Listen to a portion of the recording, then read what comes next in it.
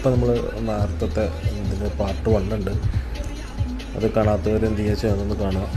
നമ്മൾ എങ്ങനെ റോട്ടിൽ കൂടെ പോകുമ്പം നമ്മുടെ ഒരു നോർമൽ ഒരു മനുഷ്യൻ്റെ കാഴ്ചപ്പാടിൽ എങ്ങനെ നമുക്ക് അത്യാവശ്യം മാന്യമായിട്ട് ഡ്രൈവ് ചെയ്ത് പോകാം എന്നുള്ള ചെറിയ ചെറിയ ആൾക്കാരുടെ തെറ്റുകളും അങ്ങനെയൊക്കെയാണ് നമ്മൾ ഈ ഒരു വീഡിയോകൾ കൊണ്ട് ഉദ്ദേശിക്കുന്നത്. അപ്പോൾ നമ്മൾ പോകുമ്പോൾ നമ്മൾ എപ്പോഴാണെങ്കിലും ആ ലോറീനെ നമ്മൾ എന്ത് ചെയ്തിട്ടില്ല, ഓവർടേക്ക് ചെയ്തിട്ടില്ല. നമ്മൾ ഇടയ്ക്കിടയ്ക്ക് 1-2 ഹോണൊക്കെ അടിച്ച് നോക്കി.